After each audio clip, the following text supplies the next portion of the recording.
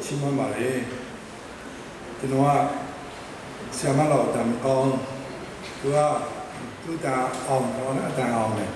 그동안 담비야 그동안 내가랑 배는 맞죠 그동안 다 만다리로 왜 필요해 그냥 시시시로 필요해 husky voice 담비야 그디네 저는 이 위냐진의 자와 저는 아마 잔사 아마 저는 야kin 비리 팀약의 수지수 필요해서라고 저는 세노네 맞는 이야기로 비야 아마 잔사도 저는 그 간유 디사 땡들해서라고 다이동으로 말해. 저는 이게 이 비냐리고는 나이게 두대 이 비냐리 나이 두대 라이가마 알로 저는 이 바다 방송에 아마 잔사도 저는 팔로야 마비만 솔루션은 안 하셔도 저는 단기야 바다 가방 야유에 시라고 아이디어 아니면 컨셉 묘네 저는 바다 담이다 필요 바다 담이다 필요 마찬자 서로디 잔자 또대라라 저는 야유에 인터넷만 솔루션 잔자리 야유에 버전시 저는 팔려야래 도와리냐고 저는 가는 잔자리네 정말이야세 잔자도 돼야 그 이만하면 내라면 제가 정말 단내라 제가 밤나 제가 정말 밤나 우자로도 배나도 애들이 텔레폰이야마 알려주고 그 지도야 다 이만하면 비하게 지도 치마만 그도 레벨 카디야마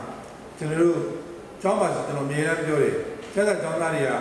제가 정말ရောက်လာတဲ့အခါ 제가မျိုးလို့전에 사리 이래도 파자 제가 파 제가 단내만 파라 그리고 니웨도 남데 디올로지를 파면 저다가 시아자라고 시아도 그런 정나야 벼로 사마파고로 나를 시아도 사마파다 도리야와 시아이 이거니야 잔자도 못 파다 알림요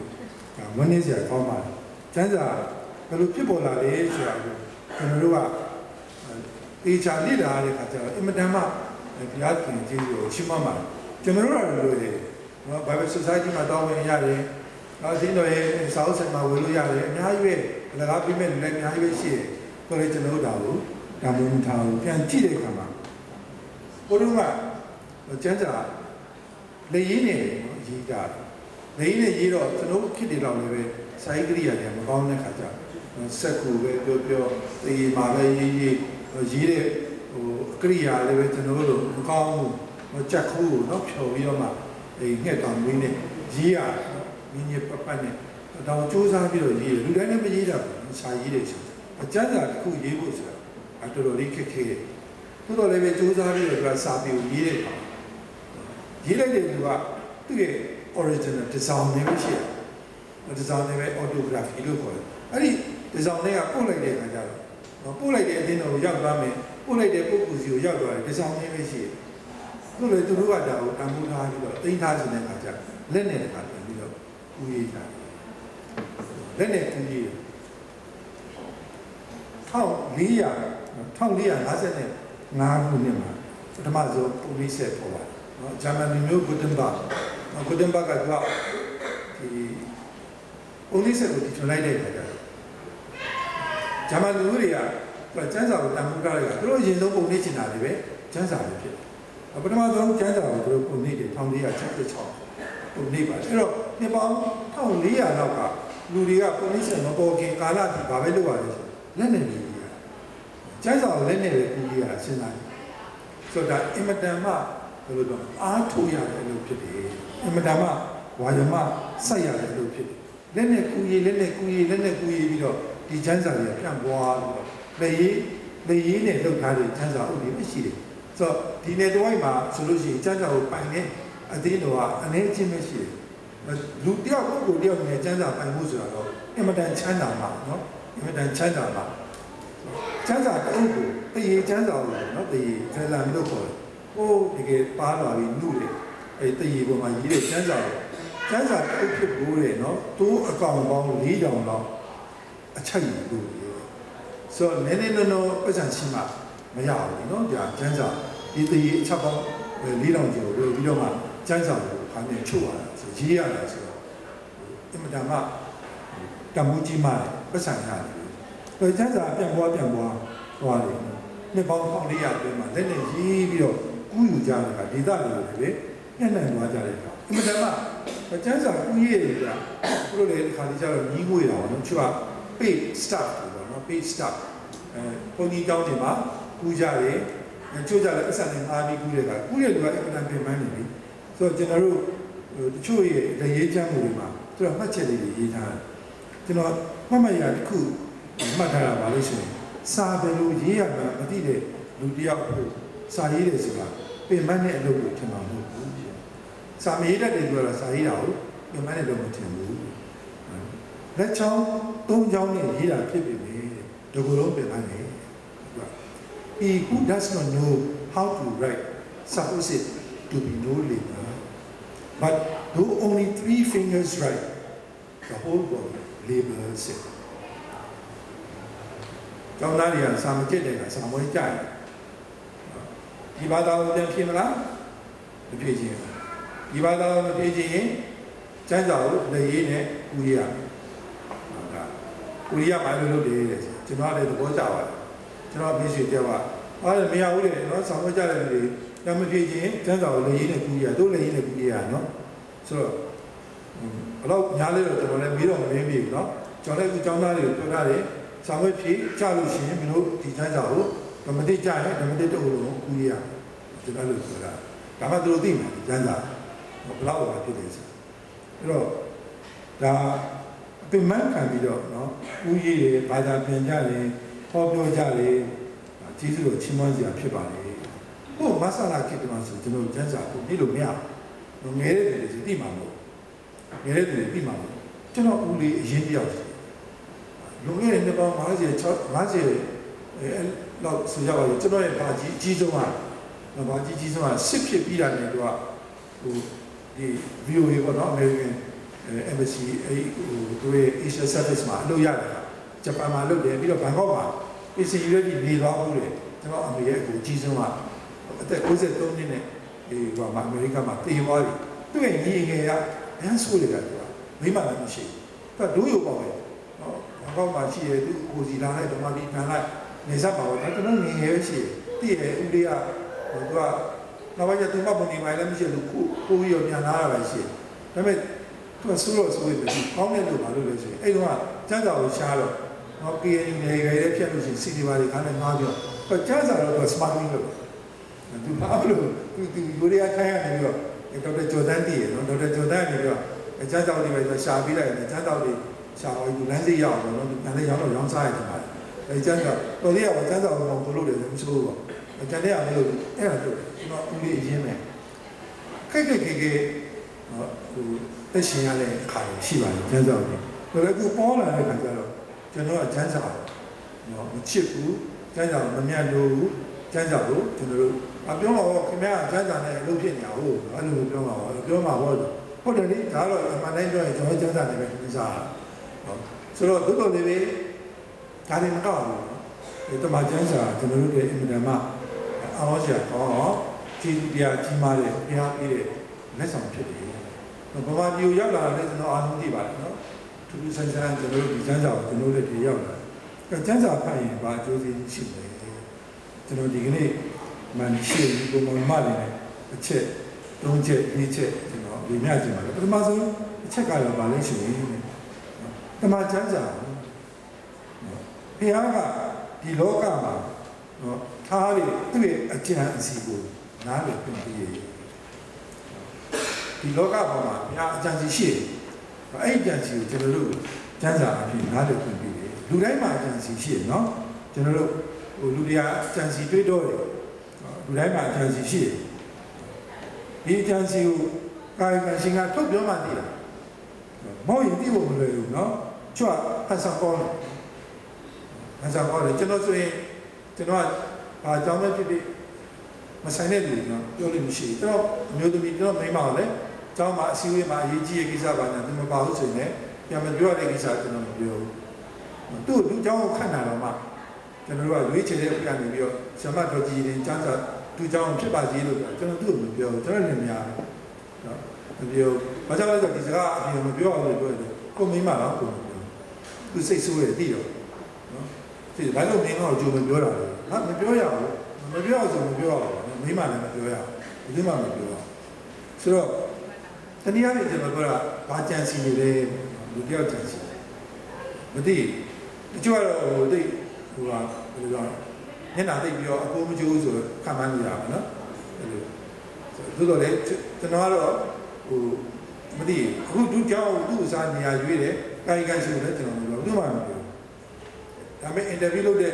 နေ့ကျမှခဏလာအောင်ဒီနေ့ဒီနေ့ပြည့်စုံရှိဒါလည်းသူကဥဒုကြောင့်နာမည်သူ့ဘာကြောင့်ပြောမှမသိဘူးမပြောဘူးဆိုတော့တနည်းအားဖြင့်တရားကကျွန်တော်နဲ့မတူဘူးသူ့ရဲ့အကြံစီကိုပြောတယ်ဒါကျွန်တော်တို့ကအများကျွန်တော်ကမကြားကြအောင်ဆောင်မသိကြအောင်ဆောင်အဲ့လိုမျိုးရှိတယ်တိုးတော်လည်းနှုတ်ကပတ်တော်မှာဘုရားသခင်ရဲ့အကြံစီကျွန်တော်တို့သိခွင့်ရတယ်လူတယောက်ရဲ့အကြံစီပေါ့နော်သူပါကြံနေတာလေဆိုတာကျွန်တော်သိခွင့်ရမှာဆိုဘယ်တော့ကောင်းကျွန်တော်တို့ advantage ပေါ့နော်သူပါကြံနေတဲ့သိရင်ကျွန်တော်အစည်းအဝေးသမားဆိုပိုကောင်းတာပေါ့နော်သူတို့ပါကြံနေတဲ့ကွာသိရင်ဥနိုင်တာပါကြံနေနိုင်ငံရေးသမားလည်းလားတူအိမ်မှာဆိုရင်ကျွန်တော်တားရတယ်သူလည်းသိကျင်တယ်ကျွန်တော်ပါကြံစီနေတယ်အဖေကဒီပတ် weekend မှာပဲသွားကျင်တယ်သူသိရသိပြောတာဟာဒီပတ်ပဲသွားမယ်ပေါ့ကျွန်တော်ပြောလိုက်လေငါတို့ဒီပတ်ပဲသွားမယ်နော်ဆိုလို့ရှိရင်သူကပြောတယ် weekend တိုင်းကျွန်တော်တို့အများအပြင်သွားလိရှိတယ်ကလေးတွေခေါ်ရေကူးကန်သွားမယ်ပဲသွားမယ်ဆက်အဲ့လိုဆိုပြောတယ်ဘုရားသူရဲ့အချမ်းစီကိုကျွန်တော်တို့ချုပ်တင်သိခွင့်ရအင်မတန်မှပြောစရာကောင်းတဲ့ဖြစ်ပါလေဘုရားကအချမ်းစီအများရှိဒါမဲ့သူ့ရဲ့အကြံစီပေါ့တနည်းအားဖြင့်တမန်တော်ရှင်ပေါလုကသူဆွတောင်းတဲ့အခါဘာပြောလဲဆိုရင်ခရစ်တော်ရဲ့နဲ့နေသောအရာစိတ်မကုန်နိုင်သောခရစ်တော်၏ခြေဝပြည့်စုံခြင်းအဲ့ဒီအလျာအနံအနက်ကိုသိဖို့တနည်းအားဖြင့်ခရစ်တော်ရဲ့နဲ့နေတဲ့မြစ်တာအလျာအနံနဲ့ကိုသိဖို့သူဆွတောင်းတယ်တနည်းအားဖြင့်ပြောရင်ဘုရားခင်အကြံစီထဲမှာလူကိုဘုရားကချစ်တယ်လူကိုကယ်မယ်ဆိုတဲ့အကြံစီကကျွန်တော်ဒီတိုင်းမသိနိုင်ဘူးနှုတ်ကပတ်တော်အားဖြင့်ကျွန်တော်ကသိရတယ်ဘုရားခင်ရဲ့ပြည့်စုံခြင်းနဲ့အညီပြည့်စုံဖို့ကျွန်တော်မကြွအတင်းတော်ရဲ့တာဝန်ရာဘာလဲဆိုရင်ယုံကြည်သူအားလုံးခရစ်တော်ရဲ့ပမာဏနဲ့အတူတူကြီးထွားကြဖို့ဘုရားခင်အလိုရှိတယ်ဆိုတာနှုတ်ကပတ်တော်အားဖြင့်ကျွန်တော်သိခွင့်ရပါတယ်။ချို့တူတွေမသိဘာလို့လုပ်ရမှာမသိဘုရားရှိခိုးတာဘာကြောင့်ရှိခိုးမှာမသိအများကြီးကိုဘွားတဲ့တာကိုဘာအသက်ရှင်နေမှာမသိရဘူးရှိဒါလေးကိုသိဖို့ဆိုရင်တမန်ကျမ်းစာကျွန်တော်တို့သိနိုင်ပါတယ်။ဒါပထမဆုံးချက်ဖြစ်ပါတယ်။ဒုတိယချက်ကတော့အသွေးတော်ဖြင့်ဝေယူကြောင်းကိုဖော်ပြတယ်။ဒါပါပြောချင်တာလည်းရှိတယ်။တမန်ကျမ်းစာလူအသက်တာပြောင်းလဲစေ။တမန်ကျမ်းစာလူသက်တယ်ပြောင်းလဲစေတယ်။နှုတ်ကပတ်တော် can change ကျွန်တော်ရဲ့ဘဝနော်ပြောင်းလဲစေတယ်။ John Wesley ခါတော့သူကတရားဟောဆရာကြီးပေါ့နော် John Wesley နာမည်အမှန်ကြီးပါဘီလီဂရမ်လို့လို့လေ။ဒါဟုတ်ကျွန်တော်တို့ Methodist ဂိုင်းကိုစထူထောင်တဲ့ Charles နဲ့ John Wesley ဆိုရင်ဒီကိုထဲမှာ John Wesley ကတရားဟောပြီးအပြန်ကြတော့အလုခံသူ့ကောင်းလေးတက်လာလူဒါအကောင်လေးကကန်ဆိုးတာတော့တရားဟောဆရာကပတ်စံအများကြီးရှိတယ်နော်ဆိုတော့လာလူတွေလာတော့ပတ်စံအများကြီးတော့မပါအောင်တော့ဒီဆရာကြီးကဘာလုပ်လဲဆိုလို့ရှိရင်အေးတဲ့ခါအားလို့ပတ်ချင်တယ်ဆိုတော့ဒါလေးတော့တွေ့ဝိဇာလေးကိုသူကပြီးလိုက်တယ်ပြီးလိုက်တယ်အသွေးတော်ကြီးအပြစ်ရှိသမျှကိုစင်ကြယ်စီဆိုဝိဇာကိုဖတ်ဖို့ပြီးလိုက်တယ်အဲ့လိုထွက်သွားတယ်ကဆရာကြီးကဒုထောက်လို့ဆွတောင်းတယ်သူ့တယ်နေ့အတန်ကြာတဲ့ခါကျတော့သူတရားဟောအပြီးမှာလူတွေကိုလည်းဆွေးနွေးဆက်တယ်ဆိုတာလူတရားစောင့်နေတယ်စောင့်နေပြီးမှလူတွေကိုဝိုင်းခါနားကလာတယ်ဆရာကျွန်တော်မမှတ်မိဘူးထင်တယ်ဟိုးငယ်ငယ်ဆရာကဆရာကိုလူတာလမ်းမှာနော်ကျွန်တော်လေဒါပေမဲ့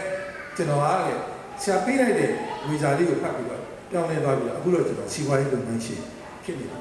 ဆရာကျေးဇူးတင်ပါတယ်ကျွန်တော်ဆရာကဘာပြောလဲဆိုတော့ခံကျွန်တော်ကျေးဇူးတင်တာလို့ဘူးတဲ့ကျေးဇူးတင်တာလို့ကျွန်တော်ရဲ့ဆုတောင်းတာဘုရားကနားတောင်းပြီးတော့ဒီနှုတ်ပတ်တော်အဖြစ်ခဲတက်တာတောင်းလေးစီတဲ့ဘုရားကခင်ဗျာကျေးဇူးတင်ပါဒါ အလားတူပဲအများကြီးပဲနော်မာတင်လူသာဆိုလို့ရှိရင်ဖတ်နေရပဲနော်ဒီသူယဟန်ဘဝမှာဒါမဲ့တနေ့တော့ခါမှာရောမဝါရစာအခန်းကြီး1ငယ်8ကိုဖတ်ကြည့်ရတာဟောဒါအဖြစ်နော်လူဟာယုံကြည်ခြင်းအဖြစ်လာတယ်ဖြတ်မှလို့ရတယ်ဆိုရင်ဒီအမြင်ကိုပွင့်သွားတဲ့အခါမှာဖတ်နေကြစမ်းစာပဲဒါမဲ့တော့ဖတ်လိုက်တဲ့အခါမှာခါလေးသူကပြောင်းနေသွားပြီးတော့သူကမှတစ်ဆင့်နော်ကျွန်တော်အားလုံးProtestant Church နော် Protestant Roman Catholic Church နေပြီးကျွန်တော်အားလုံးဒီအကျင့်အဖြစ်ကိုပဲနဲ့ဖြောက်မှလို့ယုံကြည်ခြင်းအဖြစ်ကနေရောက်တယ်ဆိုတဲ့ဥစ္စာကိုခံစားရရှိတာတွေ့တယ်ဒီမှာရှိတဲ့ညီကိုမောင်နှမများထဲမှာလည်းပဲတမန်ကျမ်းစာအဖြစ်မိမိတို့ရဲ့ဘဝတက်တာပြောင်းလဲနေအများကြီးရှိတယ်ဒါပေမဲ့တချို့ကြတော့ကျမ်းစာပါတာတမျိုးပဲနော်ကျမ်းစာသူတို့ဘယ်လိုဖတ်လဲဆိုတော့ဖတ်တော့ဖတ်တယ်ဒါပေမဲ့ကိုယ့်အတွက်မဟုတ်ဘူးကသူများအတွက်ဖတ်ကျွန်တော်တကယ်ချင်းတယောက်ရဲ့အဖေကအရန်ဆူရတယ်အရေးနဲ့အရန်တောင်းမိမလည်းနှိမ့်ဆက်အဲ့ဒါမဲ့အင်္ဂလိပ်လိုလည်းအရန်တော်တာပဲဟိုအင်္ဂလိပ်စစ်တပ်မှာကအမှုထမ်းခဲ့တယ်နော်သူကအင်ဂျင်နီယာလည်းအင်ဂျင်နီယာလည်းသူတဲ့ခင်တော့သူ့ရဲ့ကျမ်းစာကိုယူကြည့်တော့ဗျာမှတ်ချက်တွေအများကြီးပဲရေးထားတယ်ကျမ်းစာမှာကျွန်တော်လည်းယူကြည့်ကအဲ့ကျမ်းချက်တွေကမှတ်ချက်တွေကဘာဖြစ်နေလဲဆိုတော့သူ့ရဲ့မိမကိုအရန်မုန်းတယ်နော်သူ့ရဲ့မိမလည်းသူမတည့်ဘူးသူမိမလည်းသူ့ကိုရှောင်ပြေးနေတာတွေ့ရင်ခါတော့ရိုက်ပြီးချင်းငေါအိမ်မှာလည်းတောင်းညမ်းတယ်အဲ့ချမ်းသာမှာရေးထားတဲ့မှတ်ချက်တွေအားလုံးသူ့မိမကြီးသူမိမအပြစ်ရှာလို့ပြလိုက်တာဒီချမ်းချက်နော်ဒါမအေးတင်သူ့မိမနာမည်တော်အေးတင်ဒီချမ်းချက်မအေးတင်နဲ့အကုန်လုံးပဲခါဒီကျွန်တော်လည်းပဲချမ်းသာဖတ်လိုက်တဲ့ခါကျတော့ကျွန်တော်ကဘုသူ့အမြင်နဲ့ကျွန်တော်မကြိုက်တဲ့လူတမ်းမြင်တာကြည့်ချမ်းသာမှာရေးထားတယ်ကိုယ့်တဲ့လူကမမှကျွန်တော်ကကျွန်တော်မတည့်တဲ့လူတွေကျွန်တော်မျက်စိထဲမှာ cross ဖြစ်တဲ့လူတွေကျမ်းစာမှာချစ်ချင်းမဲ့တွေ့ပြီးတော့ဒါကျွန်တော်တို့ကတိုက်ခိုက်ဖို့တန်းချက်ကိုလိုက်ရှာပြီးဖတ်တယ်ဆိုလည်းအများကြီးရှိတယ်။သို့တော်လည်းဒီမှာတော့ဘာလို့ပြောလဲတမန်ကျမ်းစာကျွန်တော်တို့ရဲ့အသက်တာကိုတောင်းနေစေနိုင်တဲ့အသွေးတော်နဲ့ဝေယူကြောင်းကိုပေါ်ပြပါတယ်။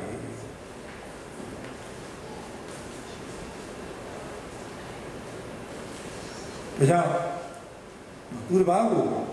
ပမာကျမ်းစာကကယ်တင်ရှင်ရရှိစေဖို့တတ်နိုင်ပါလေ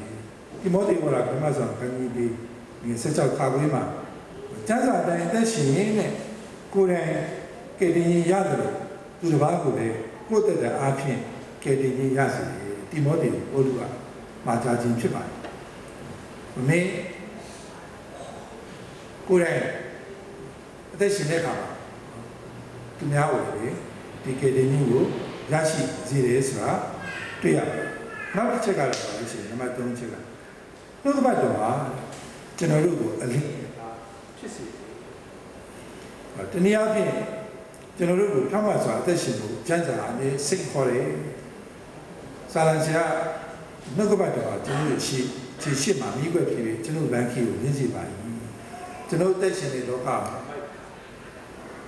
မောင်မိုက်တယ်။သက်ရှင်နေမရှိတဲ့ချိန်ခါတွေမှာနော်ခင်းတော့ကြတဲ့ချိန်တော့ဆိုလို့ရှိရင်ဒုက္ခနော်ကျိုးရီတက်ပြီးတော့အဲ့ဒီမှာကျွန်တော်တို့မိအိမ်လေးနဲ့နော်ဂျပန်တို့ဘာလို့တရုတ်တို့မှာအဲ့လိုပဲလန်တန်နော်လန်တန်လေးနဲ့သွားချီးခဲ့ရခရစ်စမတ်ရောက်နာခါနီးပြီဆိုရင်နော်အဲ့မှာစိတ်မာတင်ဆိုတာကယ်ဆီမရှိဘူးဥရောပမှာဂျာမနီမှာတော့ကျွန်တော်ဂျာမနီကျောင်းပြောအောင်နော်ဆိုတော့အမှဆိုရင်ကယ်ဆီမရှိဘူးကျွန်တော်ပါလေဒီမှာတော့ကယ်ရစီနီပါရှိဟိုမှာကယ်ရစီနီမရှိဘူးဒါပေမဲ့သူကစိတ်မာတင်တေးဆိုရင်သူကအင်းဒီမှာလာရပြီးတော့မှသူတချင်းဆိုတယ်နောက်တော့ပြီးတော့ဂျာမနီကအဲ့လိုဟိုဘလို့မှုတ်တာပါတာရှိတယ်အားလုံးပါဘလို့မှုတ်သူကအဲ့လိုသွားရတာကလေးလည်းရမ်းပြောတယ်ဘာလို့မီးရိပ်လေးကလင်တင်လေးသွားကြခြေရှိမှာနော်ဒီကွက်ဖြစ်တယ်ဆိုတော့ဒါအတိတ်ပဲရှိတယ်နော်လမ်းသွားတဲ့အခါမှာကျွန်တော်တို့တော့ကြည့်ပါမရှိဘူး။နော် electric light တွေပါမရှိဘူး။သွားတဲ့အခါမှာဒီမီးခွက်တနည်းအားဖြင့်မီးရင်လေးအားဖြင့်တို့သွားကြတာကိုတွေ့ရတယ်။လမ်းခီးမှာကျွန်တော်ချစ်ရှိပါနော်မီးခွက်ဖြစ်တယ်။ကျွန်တော်ချစ်ရှိကိုမီးခွက်ဖြစ်တယ်။ကျွန်တော်လမ်းခီးကိုလင်းစီပါလေ။ဘယ်သူမှဆိုကျွန်တော်ဘယ်သူမှညအောင်ညမှာသွားတဲ့အခါဒါအလင်းမပါလို့ရှိရင်အလုံးပြပါ။ဝေရှိမယ်။ကြောက်ရှိမယ်။ဂျိုင်းခလုတ်ရှိမယ်။ကျွန်တော်တင်းအောင်ဆရာကြီးဘက်မြန်ပြဲဟာဒီဆရာကြီးပြောတတ်တော့ လူတယောက်ခီးသွားတဲ့ခါလေခွင်းထဲမှာဖျားသွားဒီညတဲ့ကောင်ကလူတယောက်နဲ့လမ်းမှာတွေ့တဲ့ခါကျတော့အဲ့လူကလက်တစ်ဖက်မှာမီးခွက်နဲ့နောက်တစ်ဖက်မှာတော့ကျိုးနဲ့ကင်ထားတဲ့ခါကျတော့ဟာဘယ်တော့မှလဲမိတ်ဆွေညာကြီးတယောက်တည်းဆိုကျွန်တော်စိတ်ညစ်လို့လေခုတ်ကိုတတ်တယ်လေခွင်းထဲမှာရှိတဲ့တစ်ပြမှာဇွတ်ချတယ်သူကျိုးယူလာတယ်ဒါကမီးခွက်ကတော့ကျွန်တော်မွေပေါက်မှာကြောက်လို့ကျွန်တော်တို့တက်တာပါဘာပဲပြောကျွန်တော်တို့လမ်းခီးရခုနလိုအလင်းရမှာဖြစ်တယ်လို့ဘဝတက်တာလည်းမောင်မိုက်တဲ့အချိန်ပါရှိတယ်နော်မောင်မိုက်တဲ့မှာကျွန်တော်စွတ်ပြီးတော့တွားရတဲ့ခါရှိတယ်ပဝင်းညာအင်မတန်မှမောင်မိုက်ပါလေမောင်မိုက်တယ်တေရောခန်းကြီးတင်ငါအချင်းဘုရားခင်ကအလင်းဖြစ်တယ်ဘုရားခင်ကမောင်မိုက်မရှိကြောင်းငါတို့ဒီအလင်းနိုင်ကျင်ရမယ်အကြောင်းနှုတ်ကပတ်တော်ထန်တဲ့ငါတို့ကြားတော့တရားစကားဖြစ်တဲ့ကြောင်းပြပြထားပါတယ်ဘုရားမှာမောင်မိုက်မရှိဘုရားမှာမောင်မိုက်မရှိကျွန်တော်တို့စိတ်တွေကအမောင်ပုံလွှမ်းနေဒေါသလောဘမောဟဒီတရားတွေပုံလွှမ်းနေတယ်ဒါတွေကိုကြုံသွားဖို့နှုတ်ကပတ်တော်ခွန်အားကိုပြပါလေကျွန်တော်ဒီနေ့မနေ့ဒီအော် deliberate ဖတ်တဲ့အခါကျွန်တော်ရဲ့ဟိုဟာထဲမှာလည်းကျွန်တော် Facebook မှာအဲ့ဒါလေးကို share လုပ်တာတိတ်ကြိုက်တာပဲเนาะ pride leads the conflict pride leads the conflict ကျွန်တော်ရန်ဖြစ်တဲ့အခါမှာเนาะအဲ့ရန်ဖြစ်တဲ့အကြောင်းရင်းကဘာလဲဆိုကျွန်တော်တို့ရဲ့မာနဒါလေးကိုပြတဲ့အခါကျွန်တော်တို့ကကျွန်တော်မှာလောဘရှိရဒေါသရှိရမောဟရှိရအမောင်တွေကပုံမှန်တယ်မောဟဆိုလည်းဘာမှမမြင်တော့ကိုချိုးပဲကျွန်တော်တို့ကြည့်နိုင်တယ်ဒါတွေအတွက်ဟောပြနေတယ်အာနာရှင်နော်အာနာရှင်ရဲ့လမ်းစဉ်ကိုကြည့်တဲ့အခါမှာလူတွေကိုကြောက်အောင်လုပ်တိုင်းနဲ့မင်းတို့အနှစ်20ပုတ်ချိုးလို့ရတယ်အာနာရှင်ရဲ့သူတို့ရဲ့အတွေ့အကြုံလူတွေကိုပညာမတောက်လုပ်ထားလိုက်ရင်မင်းတို့250လောက်အချိုးလို့ရတယ်ဒါလူတွေကိုအကျင့်ပြအောင်လုပ်ထားလိုက်လို့ရှိရင်တော့မင်းတို့ထောင်ရအောင်ချိုးလို့ရတယ်ကျွန်တော်ဗမာပြည်အဲ့လိုဖြစ်တယ်နော်အကုန်လုံးလူတွေကအကျင့်ပြက်နေတာအကျင့်ပြအကျင့်ပြက်ဒါမှားတယ်လို့ဆိုတော့မသိတော့မှားတယ်လို့တော့ပြောစိတ်ဆိုးလို့မမှားဘူးလားမျိုးဆိုကျွန်တော်တို့ကလောကရဲ့ပုံတွင်းကြီးကိုခံရတယ်ကအမှောင်ထဲမှာရှိတယ်ကဗမာပြည်မှာဆိုရင်ကျွန်တော်တို့မှုသားပြောတယ်လိန်ပြောတယ်ဆိုတာဘယ်ဟာဒါမကောင်းဘူးလို့ဘာမှပြောလို့မရဘူးလိန်ပြောတယ်လိန်ပြောတယ်ဟုတ်အကြီးဆုံးလူတွေကစလိန်ပြောတယ်မှုသားပြောတယ်မှုသားပြောတစ္ဆာမရှိဘူးဒါတွေကကျွန်တော်က common sense ဖြစ်အနိုင်ကျင့်အနိုင်ကျင့်ခိုးတယ်ဝက်တယ်လူတွေရက်တယ်မွေးစေဝါဒါအလုံးသိပြီလားနော်မွေးစားအာဟောစားကဘာပေါ်မှာဒုတိယအကြီးမားဆုံးဝိတယ်ဒါပိုင်ရှိမရှိလူတတ်တယ်ဘယ်တော့မှမပြီးအများကြီးပဲအဲ့လိုမျိုးကျွန်တော်တို့ဝင်ချင်မှာမထေးမှုမထေးမှုတရားဥပဒေစိုးမိုးမှုကမရှိဘူးတရားဥပဒေစိုးမိုးမရှိဘူးတရားခံရှောင်သွားပြီဆိုတော့မပြီးတော့တော့ပြောင်းလဲပြောင်းစားဆိုတာကျွန်တော်အားလုံးဒီလောကမှာအသက်ရှင်တဲ့အခါကျွန်တော်ကြုံလာနိုင်မှုခွန်အားဒီနှုတ်ကပတ်တမန်တရားတွေရှိတယ်စိတ်ခေါ်နေနှုတ်ကပတ်တမန်တရားဒီလိုအသက်ရှင်မှလို့ပြောတယ်ဒါပေမဲ့လောကမှာကျွန်တော်တို့ကအခြေအနေရဖို့ဆရာကြီးအဲ့လိုမျိုးတွေကဖြစ်နေတာကျွန်တော်တို့နှုတ်ကပတ်တော်တိုင်သက်ရှင်အနည်းနဲ့စိတ်ခေါ်ခြင်းကိုနေ့တိုင်းခံရမယ်ခံရတယ်ဒီကအပတ်မှာစာမေးပွဲရှိတချို့တန်းနေစာမေးပွဲရှိတော့ကျွန်တော်စာမေးပွဲစစ်တဲ့နေ့လိုက်တာပြောပြီးနော်ခင်ဗျားတို့တော့မနေ့ကပြောပြီးကျိုးဆရာရပြောကျွန်တော်တို့လူကြီးတွေကညနေပိုင်းတင်တန်းတက်တဲ့လူကြီးတွေနော်ဘောင်းပြူဆွေချိုးရည်လည်းပါဒါဆရာမလေးကပါလာတိုင်လို့ဆရာမလင်းငယ်ပါလာတယ်ဆိုဆရာလည်းပူချတယ်စာပူချတယ်ကျန်တော့မစာပူချခလေးလည်းမဟုတ်လူကြီးဘယ်လိုပြောတွားရဲစောင်းကိုဘယ်ကောင်မှထားလေနော်အတားလေးပဲလေကြည့်လိုက်တယ်ကျွန်တော်လည်းကိုတပည့်ရဲ့လိုအပြစ်ကျူးလို့မှဆိုလို့ဒီတော့မှလည်းမနေဘူးပေါ့နော်ကျွန်တော်မနေ့ကပြောလို့ပဲကျွန်တော်ကတော့မိကုန်းကိုရေးပြလိုက်တယ်နော်အားလုံး transparent ကြောက်ဒီပေါ်မှာ1 2 3 4ရေးပြလိုက်တယ်ရေးကြိုးပြီးရေးပြလိုက်တဲ့ညလာပြီးနေ့မှာစောက်ပါကြည့်ခိုင်းတယ်စောက်ကြည့်နေ့ကကျွန်တော်မိကုန်းကအစောက်ထဲမှာတကူမှမပါဒါမှလည်းဖြစ်မှာလေနော်ဟုတ်ကဲ့ကြက်ပြီးပြရတယ်ဘယ်လိုမှမဖြစ် သူအားပါဟာမျိုးစုံနဲ့စောင်းတန်လာပြီးတော့မိကုန်းကြည့်ရဲ့မိကုန်းကမပါဘူးဆိုတော့ကျွန်တော်ပြောချင်တာလေကျန်တဲ့ကြောင့်ပါလဲမျိုးစုံပဲကျွန်တော်ကျန်တဲ့ကြောင့်ဆရာဘဝမှာဟိုအမျိုးစုံတွေ့ရတယ်အမျိုးစုံတွေ့ရတယ်အမျိုးစုံတွေ့ရတယ်ရေစခန်းပုံစံတောင်းတယောက်အခုချုပ်ပြရအောင်ဆရာကြီးလာခဲ့ပါဟာဘာလို့လဲသူပစ္စည်းကိုယ်ဟာဒုက္ခလိုက်သွားတယ်နော်ကုန်တိုက်ရနော်ကုန်တိုက်ကြည့်လိုက်ပါတိုက်ပုံကဝေခတ်နေတော့ဟိုကလည်းအားနာပြီးမန်နေဂျာပြောရဗျာကျွန်တော်ဆရာကြီးကျွန်တော်မျိုးပြောတယ်မရဘူးသူဘယ်ရလဲလို့ပြီးတယ်မပြောဘူးလေခေါင်းပါလေဘယ်လိုမှမပြောဘူးလေအမျိုးမျိုးတော့မရဘူးလားအမှုဖွင့်သွားပြီးမရဘူးလေဟာဒုက္ခရောက်ရှိနေလိုက်ဆရာနော်ကျွန်တော်မှအဲ့ဒါလုပ်ရတယ်တွေ့ရတယ်ကာတော့ AIDS ကျောင်းရောက်မှရောက်လာတယ်ခါနဲ့ကိုသားမိလိုပဲလိုက်ပေါ်နိမ့်နေချီကိုကလားစေးကမ်းစေးမရချင်းအမျိုးစုံကျွန်တော်တို့တွေ့ရတယ်နော်အမျိုးစုံတွေ့ရတယ်စေးထိုးတယ်ဆိုတာလေမွေးစေးဝါကိုပြောတာဆိုတော့အဲ့ဒါမျိုးတွေတွေ့ရတယ်ခေါ်ပြီးတော့ဆူတောင်းအမျိုးစုံတွေ့ရတဲ့အခါမှာပတ်ဝန်းကျင်မှာဒီနှုတ်ကပတ်တော်ကကျွန်တော်တို့နေစိတ်ခေါ်နေတယ်သူတို့အတွက်လည်းခက်ခဲကျွန်တော်ဘဝတည်းမှာအများကြီးပဲကြုံတွေ့ရပါတယ်ရှင်ဘောလူကမင်းမူကမင်းဆိုတာရှင်မင်းပြောအုတ်ချုပ်တယ်လို့ပြောကောင်းသောအကျင့်ကိုကျင့်တော်သူကြောက်ဖို့ဖြစ်တယ်မဟုတ်မကောင်းသောအကျင့်ကိုကျင့်တော်သူကြောက်ဖို့ဖြစ်မင်းအာဏာကိုမကြောက်ဘဲနေခြင်းတော့ကောင်းသောအကျင့်ကိုကျင့်တော်နော်နှုတ်ကပတ်တော်စိတ်ခေါ်တာပဲမင်းတို့ဥမာမကြောက်ဘဲနဲ့နေလို့ရှိရင်တရားဥပဒေတိုင်းနေရင်ဥမာကြောက်စရာမလိုဒီလိုပြောတယ်ဒါပေမဲ့ကျွန်တော်ရဲ့အသက်တာဥပဒေတိုင်းနေလည်းပဲကြောက်ရတယ်ဒါပေမဲ့ကိစ္စမရှိဘူးဒါကိစ္စမရှိနှုတ်ကပတ်တော်ကကျွန်တော်တို့ဒီတိုင်းသက်ရှင်လို့ကျွန်တော်တို့ပြောပါတယ်နောက်ဆုံးမှာနော်နောက်ဆုံးကတော့တမန်ကျမ်းစာနော်အတိုင်းလမ်းညွှန်တဲ့အခါလမ်းညွှန်တဲ့အတိုင်းလိုက်လာတဲ့အခါအားဒီအကျိုးကျေးဇူးရမယ်ကျွန်တော်ကလူသားတွေဖြစ်တဲ့ကဇာတိပိတိအာနေခြင်းရှိပါတယ်ကိုယ့်ရဲ့လူရင်းဆန္ဒကျွန်တော်တို့ရှင်းလိုက်တင်ပါတယ်ကျွန်တော်ကြံစီပါတယ်ပြောဆိုပါတယ်ကိုယ့်ရဲ့သဘောတိုင်းပဲပြုမှုပါတယ်ဒီအတွက်ခဏတော့ကျွန်တော်တို့ပြောကိုကြိုက်တာလုပ်ရရင်ခဏတော့ပြောတော့လည်းပဲကျွန်တော်တက်တာပြောနိုင်ဘူးဒေါသလောဘမောဟစိတ်ဓာတ်ကြတယ်ဝမ်းနေကြတယ်အဲ့လိုအချိန်မျိုးမှာတမန်ကျမ်းစာအခက်ခဲတွေရှိရင်ကုညီဖြည့်ရှင်းပြပါလေဒေါသဖြစ်တဲ့ချိန်မှာအကျိုးတင်အကြောင်းတင်ကျမ်းစာကျွန်တော်တို့ဖြောင်းချပြနိုင်တယ်ဝမ်းနေအချိန်ဒီမှာနှစ်သိမ့်ပြနိုင်တယ်စိတ်ဓာတ်ကြနေတဲ့အချိန်မှာအားပေးပါသူဘာပေါ်မှာနားလေခွင့်လို့မုဒိတာဝါစီပါစေဒါဒီကနေ့ကျွန်တော်တို့ဘုရားကအခမဲ့ပြီးတဲ့ဒီနှုတ်ကပတ်တော်ဖြစ်ကျွန်တော်ရဲ့အသက်တာတကယ်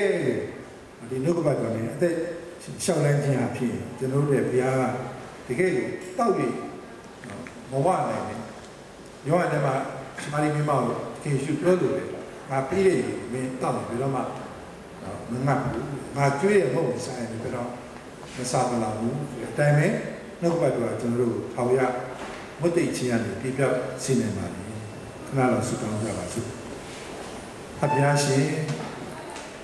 ကိုရဒီလောကတို့ဆင်းသက်ကြွလာတဲ့နှုတ်ကပတ်တော်ဖြစ်ခံယူတဲ့ဒါမီတို့အသက်မုံဖြစ်ပါ၏ဒါမီတို့အသက်ဆန်းရည်ဖြစ်ပါ၏ဒါမီတို့နေ့စဉ်ခန္ဓာအတွက်လိုအပ်တဲ့အစာများစားတယ်လို့နေ့ဒါမီတို့ဝိညာဉ်ခန္ဓာအတွက်လိုအပ်တဲ့ခွန်အားကိုမြှဝဲစားသုံးခြင်းအပြင်ဆက်လက်ဝိညာဉ်တက်တာခွန်အားပြည့်ဝစွာအသက်ရှင်နိုင်မှုမှစာလို့ဒီပါဘာကောက်ကချင်တင်းတော်ဒီနေရာမှာခရစ်ယာန်ယုံကြည်တာစုတိရှိဒီနေ့စီတော့ကိုယ့်ရဲ့အကြံစီတော်ကြီးမားပါဆက်လဲတွေဒီနေရာမှာရှိတော့တာမီတယောက်စီရဲ့အသက်တာအားဖြင့်ကိုယ့်ရဲ့ခန္ဓာကိုတိဆောက်စီတော်မှာအပြားရှင်ဤမှာရှိသောတာမီတယောက်စီရဲ့အသက်တာဘုရားလမ်းပြဖို့ဆောင်ခြင်းအဖြစ်ပိုး၍ဘုန်းတော်နဲ့ထင်ရှားစေသောအသက်တာတည်တည်ဖြစ်ဖို့ပြောဆရာမစရကြီးဆုံးမှာအငယ်ဆုံးတိုင်အောင်နေ့စဉ်တက်တာမှာကိုယ်တော်ဝင်ထွက်သွားတာတက်ရှင်တော်တက်တာမှာသူတို့နဲ့သူရှိလမ်းပြဥဆောင်ပေါင်းကြီးပြည်သနာပါမယ်အကြောင်းတပါးဒီတော့ကတော့ပြတ်တော်ဘုရားနာမတော်နဲ့ လူတွေစွာဖြင့်စစ်တောင်းတနာခံကြပါသည်ပါဗျာ